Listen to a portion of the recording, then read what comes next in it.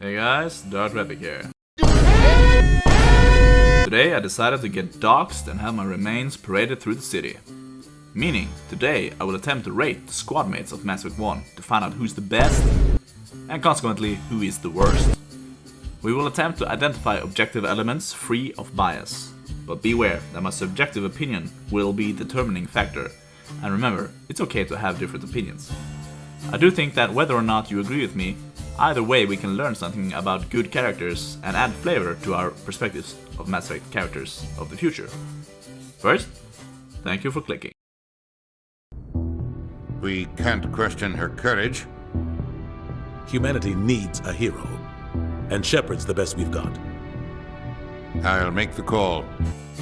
Now, let's start off by defining our terms. What makes a character in a story-based video game good?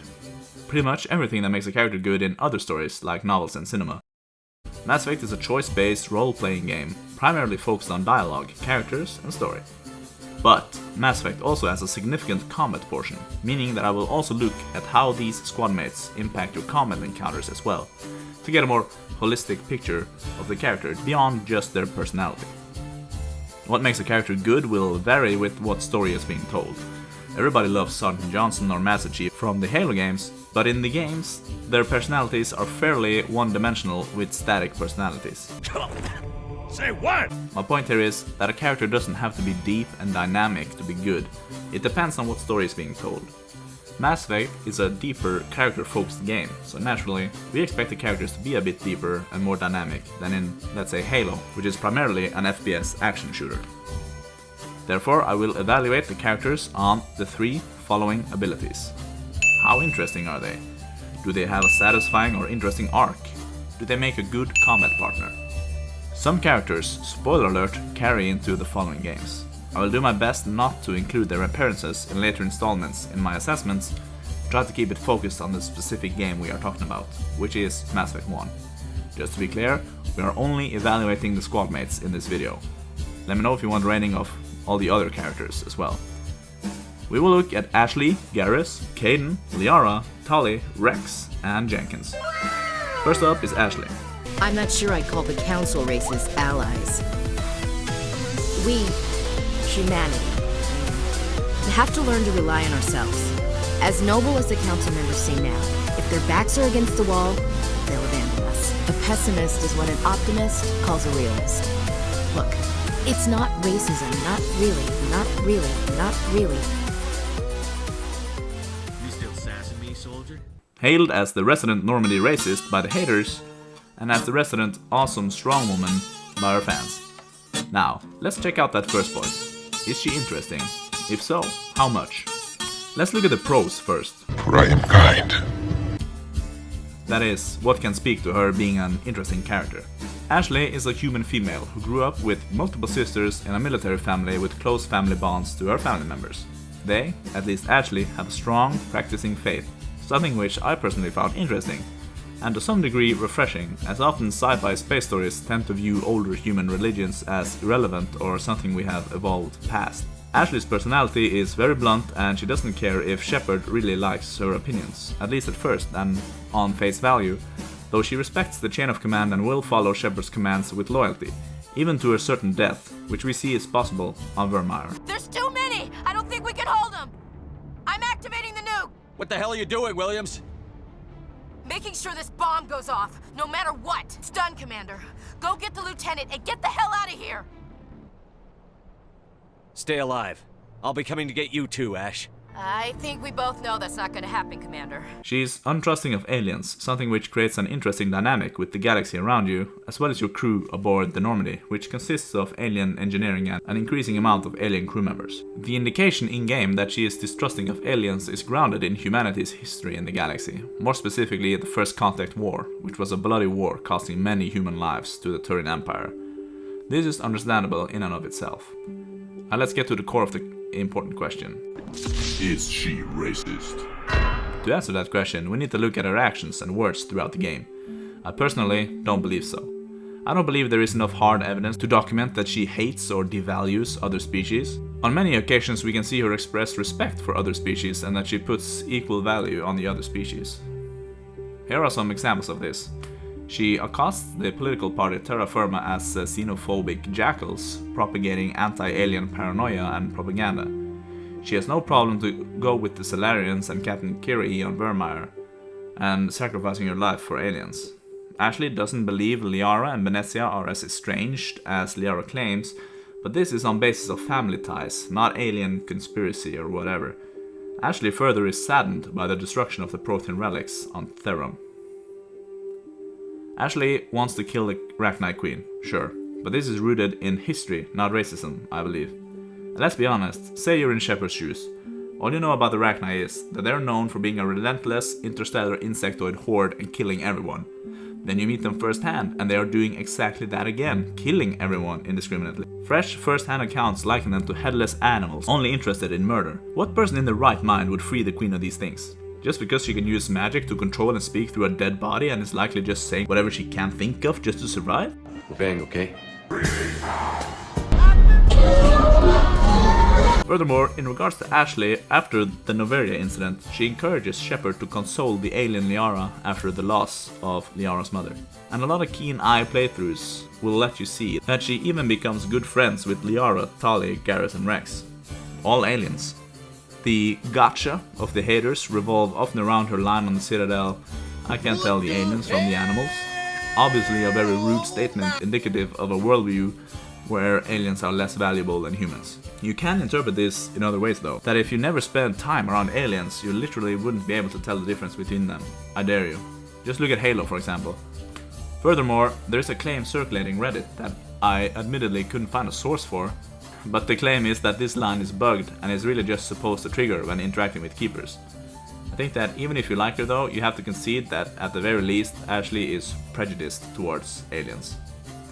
Now, like her or not, either is perfectly fine. The fact that we have discussed her personality so much so far is a strong indication that she is, at the very least, interesting. So let's talk about her arc briefly, the second point. I find it to be a good one and satisfying to see unfold. She starts out distrusting of aliens, but learns to trust them. Not a very original arc, but it works. She also has a deeper arc in opening up about her faith, as well as her family history. It is revealed that her grandfather was the first human to surrender to an alien force, and that this likely led to the discrimination in regards to promotions that her family in the military has since experienced. When you hear this, you go, aha, so that's why she's so slow to trust other peoples, especially aliens. Why she's so quick-tempered and feels the need to prove herself at every turn. I always like an arc where you end up going, aha. Bottom line, I think a lot of people dismiss Ashley due to her surface-level characteristics, which have annoyed me too on many playthroughs, having gladly sacrificed her a multiple of times. Once I tried to romance her, this arc became apparent, and I saw her in a completely new light, making me question how I treat and view people in real life, and of course in the game. As goes for the romance, I found it to be well designed and believable.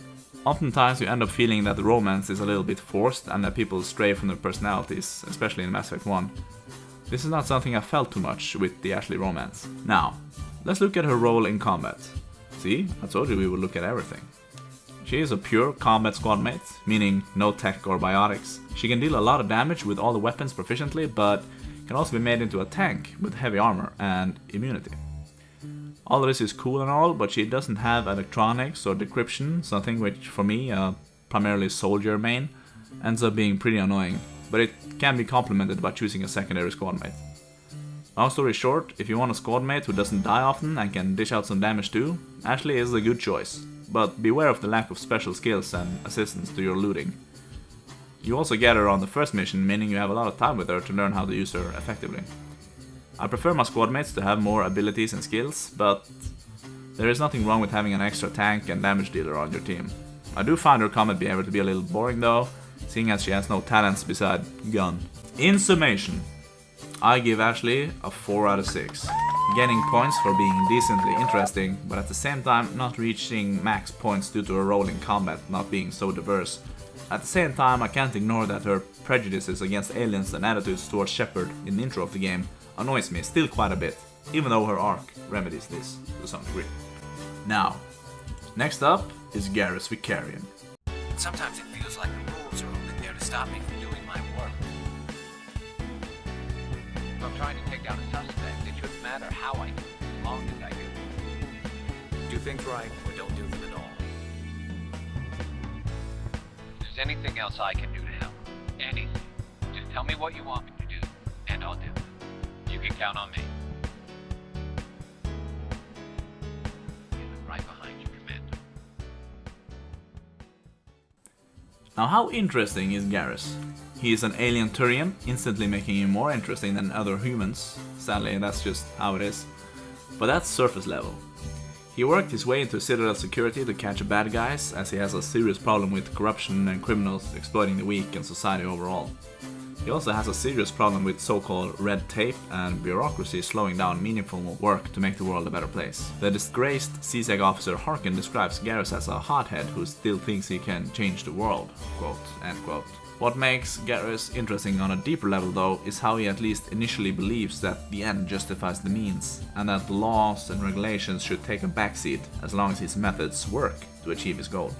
Garrus works sort of as a little brother to Shepard in Mass Effect 1. Hopefully I didn't insert some incest worries into romancers of him in the later games. What I mean is, you can shape his outlook on the world with even consequences for the later games. You can shape him into doubling down on his views that the ends justify the means, or you can shape him into believing that's not the entirety of the case. You can shape him with dialogue and action-packed side missions like the hunt for Dr. Hart, a particularly nasty criminal Garrus was chasing once before. This dynamic between Garrus and Shepard is really interesting to me, and a good, believable arc as well, as this is a central theme to all the Mass Effect games, who are based on making tough moral choices, constantly weighing the means up against the ends and goals. Garrus is always a loyal companion with massive respect for Shepard, likely largely due to Shepard's role as a Spectre, unbothered with Garrus's dreaded over regulations. At the same time, Garrus never stops to make his opinions clear, should you ask him. He's just an all-around bro in Mass Effect 1 to Shepard. There are critiques of Garrus, some actually accusing him as well of racism, particularly against Rex, calling Krogans in general bloodthirsty thugs. The critical view focuses on him being personally motivated, callous, and sometimes downright rude to others.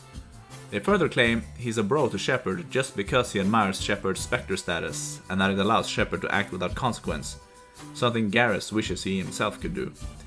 These, however, are critiques to his likability. Likability does not say anything directly about whether or not he's interesting. So, like him or hate him, he's still very much interesting, coherent character. Perhaps just because he sparks these debates among us at all makes him interesting. Other critiques focus on him being a cliché renegade cop tired of the red tape spouting quippy one-liners, and that this is an overused trope in science fiction and all other action fiction for that matter. To a certain degree, I'll agree that at least Mass Effect 1 Garrus, which is what we're looking at today, is a tad uninspired in that regard. I think it's safe to say Garrus scores pretty high in personality though, due to being fairly interesting with a good arc. He is unromanceable, this likely leading to him gaining less screen time per se compared to Ashley, Kaidan and Liara, much like Rex and Tali in that regard. This might be unfair to hold against him. I only wish that Garrus had more screen time in Mass Effect 1. As a combat companion, Garrus will always make sure you can decrypt or hack anything, by always bringing along decryption and electronics for you. Just like I said, he's just an all-around bro. He's good at long range, has decent armor and health. He has balanced roster of abilities like the defensive first aid and shield boost, as well as the offensive damping, sabotage and overload. On higher difficulties, he should hang back to keep him safe and let him deal his considerable damage output from afar. All around, I find him to be a decent all-rounder, making him at least my go-to squad mate on combat missions. He reminds me of the USA faction of Command & Conquer. Made in the US of A. Perfectly balanced, as all things should be. You do, however, on higher difficulties, use a little more brainpower utilizing Garrus than, say, with Ashley the tank, and you have to position him right so he doesn't die too often, and this can be a little annoying, but again, the blame could solely be on me and my smaller than average brain. In summation, Garrus scores pretty high. I'll give him a 5 out of 6, with weight given to his interesting thematic arc and personality, and his adaptable combat skills. Next up is Kaidan. I'm just Kate and I'm enough, and I'm great at doing stuff. Kaidan is either adored as an all-around good guy by his fans, or as bland. Now, let's go systematically ahead here. How interesting is Kaidan? On the surface, he's easily the blandest of all the squad mates, sadly. He's a normal human male, but with some biotic abilities, something which Shepard also can have for that matter. He has a very quiet personality and never makes a lot of noise. When you stack him up against loudmouth Ashley, a mercenary Krogan dinosaur, a Turian policeman renegade, a mysterious exoskeleton Quarian, and captivating Asari scientist, of course he will seem the most boring out of the litter. But if you take the time to speak with him, however, this is where he opens up and becomes more interesting. You learn the extent of the pains he endured to become a biotic, his troubled relationship with a certain Turian superior, and how he views the world and aliens, which is a nice contrast to Ashley's point of view. Even though Kaidan has more personal reason to despise Turians due to his situation and the biotic school, resulting in death and heartbreak, he chooses not to, unlike Ashley. He simply lands on the conclusion that aliens are jerks and saints, just like us humans. But what about his arc in Mass Effect 1? Does he have one?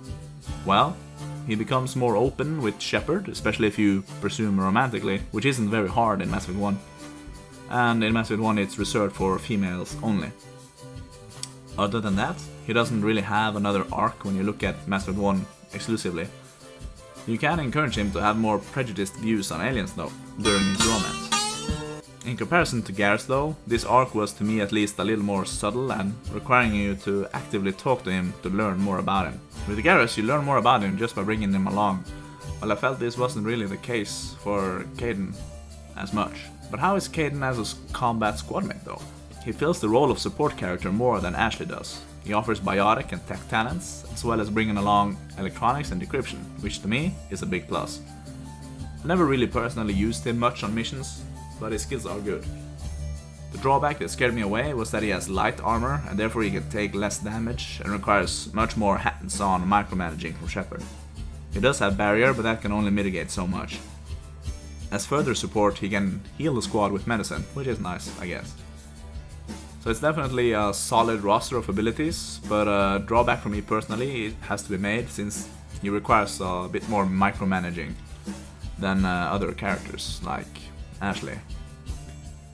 But in summation, I think he's sadly not as interesting as the other main characters, neither on the surface nor very much below it in Mass Effect 1. In combat, he's a little weak for my taste, so that doesn't help him all that much. As for my bias, it should be clear that I haven't really been giving Kaidan all that much time compared to the other characters, though I have interacted a fair amount with him. So if I were to give him a rating, as it stands, I would have to give him a 3 out of 6. Bruh. He's just Ken, but he's Ken enough. Alright, you guys. Next up is Liara. Liara's here because she wants to be, not because I asked her to. Indeed. What have you told him about me, Liara? What could I say? I now realize I should have been stricter.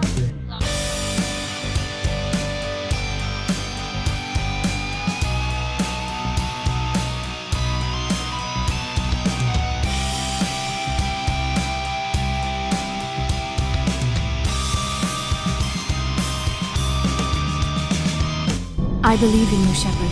I am with you every step of the way.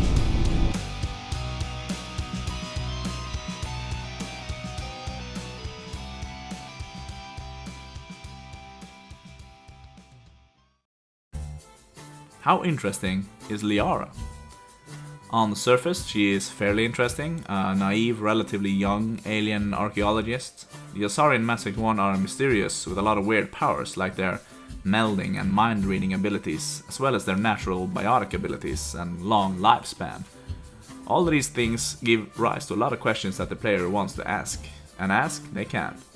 Not only surface level elements are interesting with Liara in Mass Effect 1, it's clear that writers spend a lot of time on her, also her deeper motivations and personality. She initially wants to learn more about the Proteans and is intrigued by stopping Saren. She has an interesting connection with his second-in-command, namely her mother. She admits she is a so-called pureblood, meaning an Asari born by 2 Asari parents, no aliens involved. For some reason that is really weird in their culture.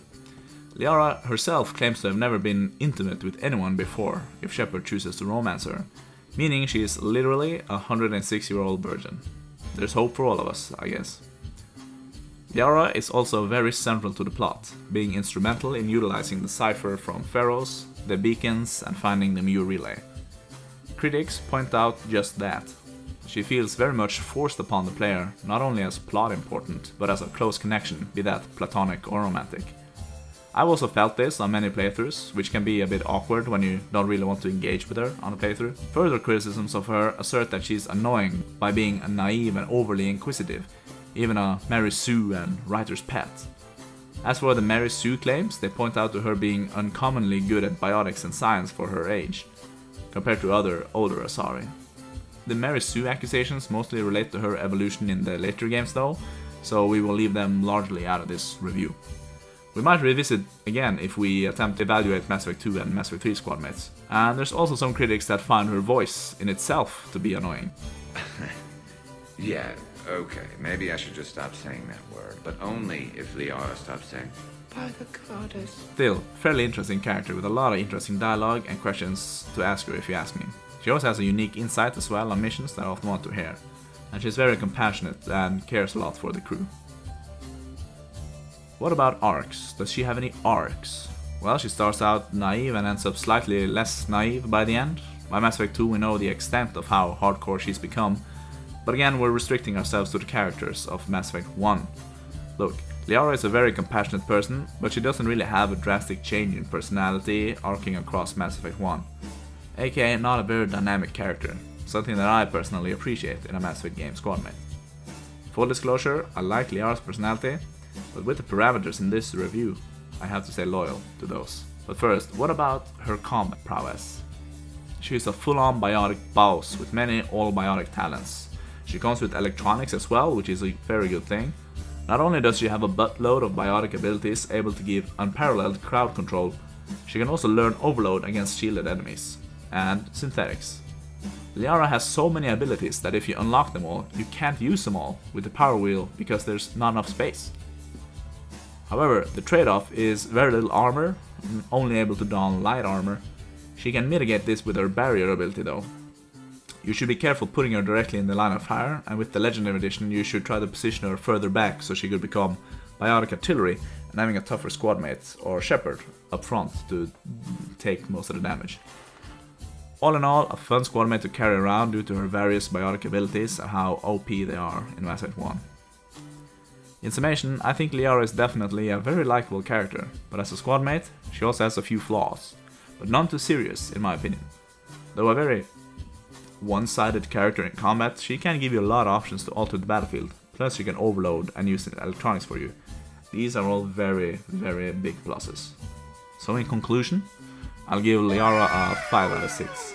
I was, admittedly, toying with the idea of giving her a 4 out of 6, but that just didn't sit right with me, even though she sometimes does feel a little forced into the spotlight of the plot and the game overall.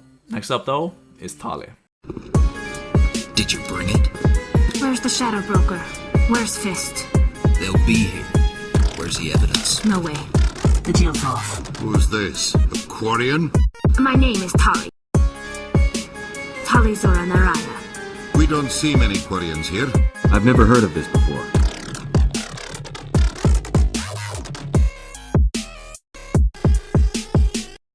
Tali Zora Naraya is a Quarian alien that you eventually end up recruiting in Shepard's hunt for Saren Arterius. Tali is currently undertaking her pilgrimage, which is a rite of passage into maturity, insinuating that she is very young. While on this pilgrimage, she encountered a Geth unit she managed to salvage some interesting audio data from, implicating Saren in a conspiracy against the Council. For this reason, she was hunted down by Saren's thugs all the way to the Citadel, where she luckily met and joined up with Shepard. She is quickly led on board the Normandy to join your mission. But how interesting is Tali? Well, on the surface, she is an alien, which automatically makes her more interesting than a human, leading many players to visit her to ask questions about Quarian history, her biology and culture. As for the deeper stuff, she has a distinct personality, if a little similar to Liara in the fact that they both have a touch of young naivete. While Liara's naivete primarily refers to her attitude to the good of people, Tali is just shy in front of new people, at least when she's trying to impress them. Tali is very clever, though perhaps not super strong socially with new people. She does have confidence, don't get me wrong. If she doesn't trust anyone or isn't trying to impress anyone, she's not afraid to call off a deal, as it were. Tali is essentially every shy teenager who feels like she's on the outside. Like Quarians in general, she experiences regular prejudices and discriminations, something she will note that Shepard refrained from if you treat her with respect. She's just all around a nice person and loyal to her promises, something her side quest illustrates. I'm talking about how you can discover a perfect pilgrimage gift for Tali, and if you refuse to give it to her, she still agrees to stay with you until the end of the Saren hunt, even though she upsetly declares that she will leave the Normandy as soon as possible after the completion of the hunt. Tali doesn't really have an arc in Mass Effect 1, beside for learning to trust a kind Shepard and crew, or completing her pilgrimage if you give her the pilgrimage gift. She doesn't really grow much more than that as a character. As for her role in combat, she is very tech focused. Like Liara is all biotics, Tali is all tech. She comes with electronics right out of the gate, and decryption, which is a decent plus, as you all know. Though she is lightly armored, she has strong shields, especially with the right talent leveling. She also has a good suite of tech skills, like the goated overload, damping and sabotage, and AI hacking. It goes without saying that she nukes synthetic enemies and can be effective against other enemies with firearms. I'll say, even though weak in armor, the fact that Tali is the best against synthetics, which you fight a lot of in Mass Effect 1, as well as being very useful against most other enemies, she's definitely one of the best characters you can bring along. Just remember that she has to hang back a little bit. And she even does first aid, guys. I mean, come on. Now people, I don't think Tali got nearly enough time as a character in Mass Effect 1. She was relegated to the sides like Rex. Even Rex has more screen time as the resident insight into Krogans, the contact in the wards, and his role on Vermeer, amongst other things. And I don't have to say the following thing, but I will, so you guys know that I don't hide anything from you. I don't think Tali is more than a 4 out of 6 if you just look at her character in Mass Effect 1. Say what? At most. But due to her good combat advantages, I will in summation give her a 5 out of 6. And the reason why I was skeptical of the 5 out of 6 is simply that she really doesn't impact the crew or story that much, except for the Geth audio tape, which I think is BioWare's fault if anything, but I understand they have their deadlines, and I'm very grateful of course that we got her at all, as she evolves into easily one of the best characters in the entire series during the course of the sequels. She could have benefited from a more obvious arc, a more personalized side mission / loyalty mission, and of course a romance, letting you get to know her more. Either way, her squadmate rating is 5 out of 6, and that's final. Next up is Rex. Rex? Shepard. Rex? Shepard. Rex? Shepard. Rex? Shepard.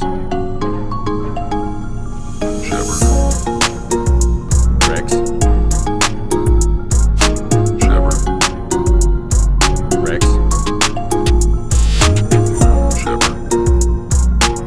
Rex? Shepard. Rex? We are not a mistake. Rex, like Tali, wasn't fleshed out as much as Kaidan, Liara and Ashley. Rex is even optional to recruit, but I mean, is he really?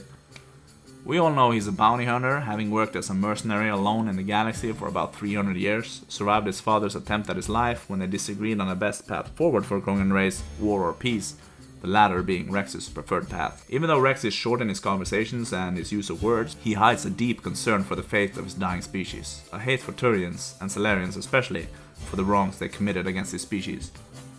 One of the most interesting and rewarding, yet simple, arc in Mass Effect 1 is constantly bugging Rex to get to know him, and after a long while he gives in and lets you talk to him about him, his family and other stuff. Rex is fiercely loyal, even willing to fight against his strong wishes to, as he initially sees it, save his species from the genetic ailment of the genophage on Vermeer, provided of course that Shepard is convincing enough. His loyalty is accentuated if Shepard took time out of their day to get to know Rex and help him secure his old family armor heirloom. All in all, I think Rex has a simple yet interesting arc of opening up. He's clearly a very pained man, masquerading his angst as an admittedly very convincing, tough guy exterior. Not to say he isn't tough, he's easily the most badass Krogan in Mass Effect 1, and likely all of Mass Effect. I mean, come on, he has a friggin' flame on his head. How cool is that? guys. His toughness is also illustrated with his combat stats. In combat, Rex is the tankiest squadmate of them all. He will never go down unless something has gone very wrong. And it's honestly your fault. He can do heavy armor and has an array of defensive abilities and can be made next to impossible to knock down. While unknowing of how to perform first aid, even after several centuries alive in the Milky Way galaxy somehow, he has a selection of offensive biotic abilities as well, making a dangerous offensive character. Easily my top pick for a combat teammate, given how little brain power you have to spend to use him well. Now, I've racked my brain, guys. I've looked at forums, trying to find a single post about what sucks about Rex or isn't good about Rex in Mass Effect 1. I'll be honest, I can't find a single thing to drag him down a point. There's nothing serious enough for that. He's an amazing combat squadmate and has a great personality with interesting history and a good, yet simple, arc. The only qualm is that I want more of him, since he, like Tali, was relegated to the side. You guys know what that means? Rex gets a 6 out of 6. Congratulations.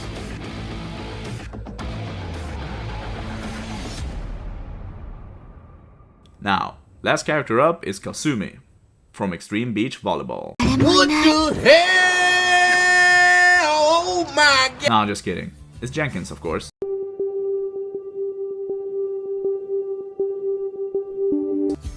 I'm not kidding. Jenkins is technically a squadmate. You can upgrade his skill tree, potentially equip him with gear, and even talk to him on a Normandy before you go into combat with him. And you go into combat with him. So, let's rate Jenkins. Now let's see, how interesting is he? Corporal Richard Lorenzo Jenkins grew up as a farmhand on the rural district of Eden Prime, which explains how he knew the secret passage to find Javik in Mass Effect 2 before the collector base mission, and how he knew how to use the shifty-looking space cow herd on Horizon in Mass Effect 2 to topple the collector ship as well as to stop the service operations on Horizon in Mass Effect 3. Jenkins is an exuberant, brave and eager warrior, never wanting to stay too long between missions. His arc of learning that he is Saren's illegitimate bastard son and how he goes to a really dark place, but comes back stronger than ever by banging his mom and Venezia during the same weekend, leading to his steamy romance with Liara if you haven't locked her in yourself yet, was just superb. I mean, the simple fact that Jenkins single-handedly bangs his way through the Normandy during Mass Effect 1 if you're not fast enough to secure a romance yourself, it's just a brilliant game design, mechanics and theme-wise.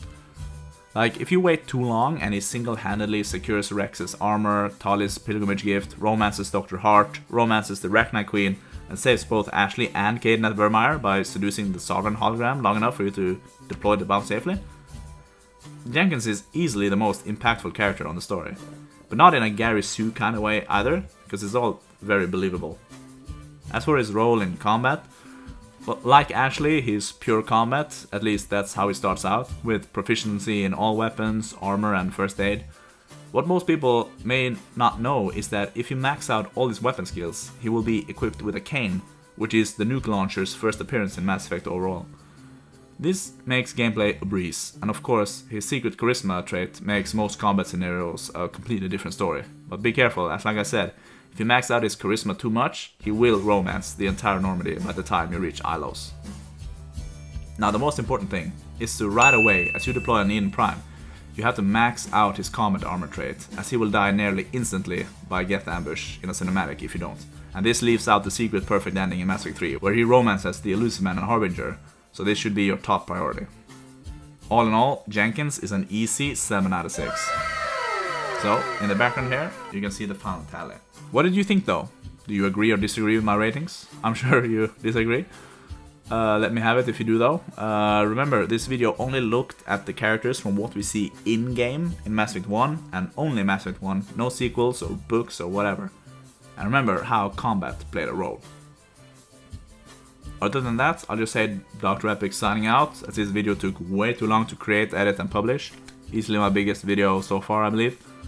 So I would like to thank my fans for motivating me to finish it, and I think it turned out okay enough.